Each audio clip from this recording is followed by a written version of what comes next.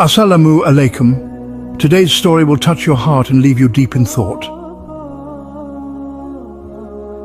You are about to witness a shocking and unsettling incident that unfolded after the burial of a devout and wealthy woman whose acts of charity were known far and wide. A man shared his heartbreaking tale. My wife was a generous soul who fed hundreds, if not thousands of people every day. She helped many orphaned girls by ensuring they had proper dowries for their marriages. She donated generously whenever the needy came to her and even funded the construction of 3 mosques. But after her death, something happened that no one could have imagined. 2 dogs appeared at her grave, wailing and scratching the earth. Their cries echoed through the cemetery, sending chills down the spines of everyone who heard them. No one understood why this was happening. One day, filled with dread and curiosity, I decided to dig up my wife's grave along with the imam. What I discovered shattered me. This woman, named Mubana, came from a well-respected and affluent family. Despite her family's wealth, she never sought material pleasures. She wore simple clothing, lived humbly, and never employed a servant in her home. Mubana resided in a small village within the city of Molan. Her father and grandfather were known for their wealth, but they led modest lives, never flaunting their riches, whether among Muslims or Hindus. The video you are about to watch will reveal the truth behind this disturbing event.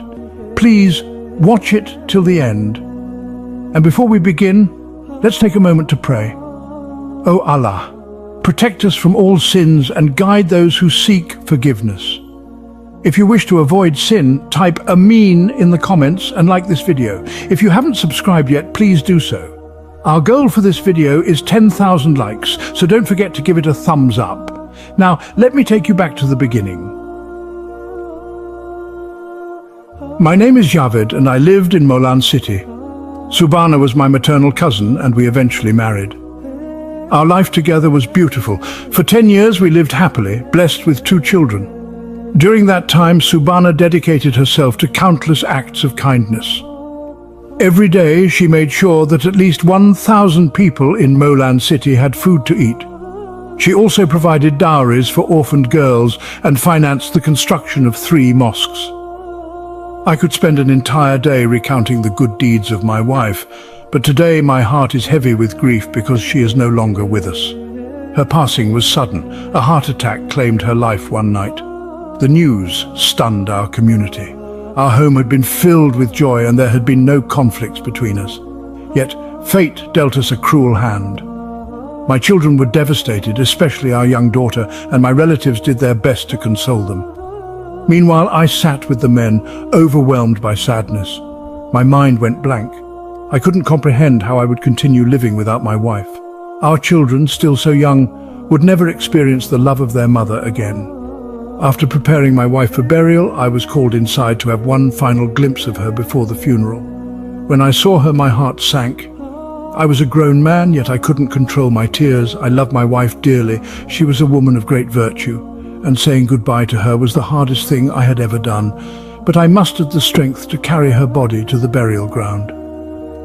After the funeral, I returned home only to find that my younger daughter had taken ill. She had been incredibly close to her mother and the loss was too much for her to bear. She was just 4 years old. Forgetting my own grief, I rushed her to the hospital where the doctor managed to bring down her fever.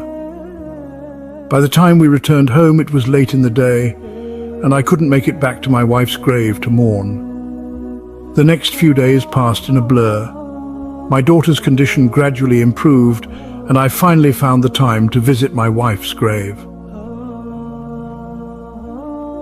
When I arrived at the cemetery, 2 dogs were there, barking furiously and scratching at the earth covering her grave. I tried to shoo them away, but they kept returning, their eyes filled with a strange sadness. Despite my efforts, they wouldn't leave the grave alone. After reciting Surah Fatiha, I returned home, but the sight of those dogs lingered in my mind. Every day, I made it a point to visit my wife's grave, and every day, those 2 dogs were there, howling and scratching at the dirt. I chased them away, but a nagging worry began to eat away at me. What were those dogs trying to tell me? Could something be wrong with my wife's grave? Though I tried to dismiss these thoughts, they haunted me day and night. Sleep became elusive. Then, one night, I had a dream that shook me to my core. In my dream, I saw my wife trapped in a room engulfed by flames. She was crying out in pain, yet no words escaped her lips. I could feel her anguish, but there was nothing I could do. I awoke, drenched in sweat, my heart pounding. The dream left me shaken, but I convinced myself it was just my mind playing tricks on me because of the sorrow I carried in my heart. The following day, I went back to the cemetery. The dogs were there, just as they always were, barking and scratching at my wife's grave. This time, I felt compelled to kill them, hoping it would end the torment in my mind. But that night, the dream returned, even more vivid than before. My wife was still surrounded by flames, and I could do nothing but watch. The dream left me in a state of panic. What could this mean? Was my wife in some kind of trouble, even after death? Desperate for answers, I went to the mosque early the next morning and shared my plight with the imam. At first, he dismissed the dog's behavior, attributing it to animal instincts. He suggested that I place thorny branches around the grave to keep the dogs away. But when I told him about my recurring dream, his expression changed. He became concerned and told me that dreams could either be messages from Allah or temptations from Shaitan. He advised me to wait one more night. If I had the dream again, we would need to take action. The next morning, I went straight to the mosque and told the imam what had happened. He listened carefully and finally said that we might have no choice but to exhume the grave. He warned me that this was not a decision to be taken lightly. If Allah had decided to punish my wife, disturbing the grave could have serious consequences, but if there was another reason for her unrest, we needed to find out. With a heavy heart, I agreed. The thought of disturbing my wife's final resting place filled me with dread.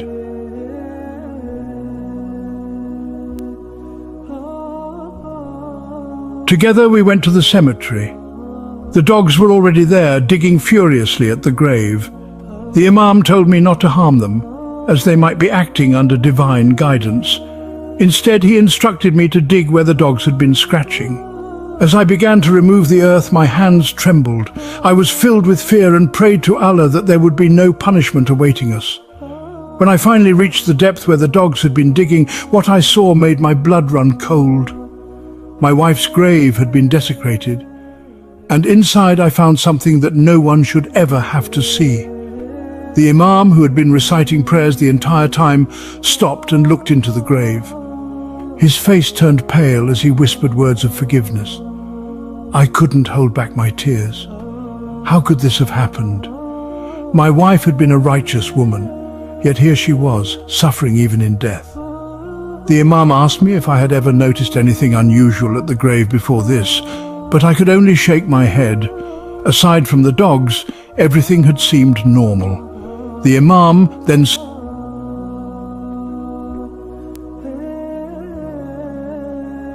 The police arrived and began a thorough investigation. It was during this investigation that the truth came to light.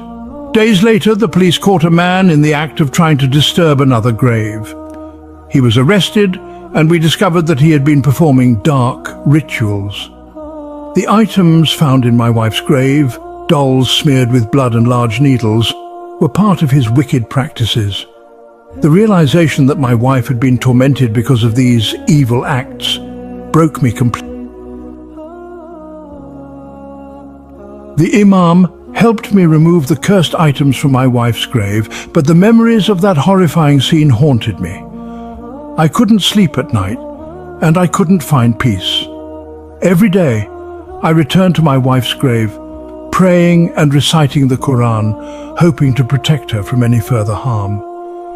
The imam reminded me that we should regularly visit the graves of our loved ones, recite Surah Fatiha, and seek forgiveness for their sins.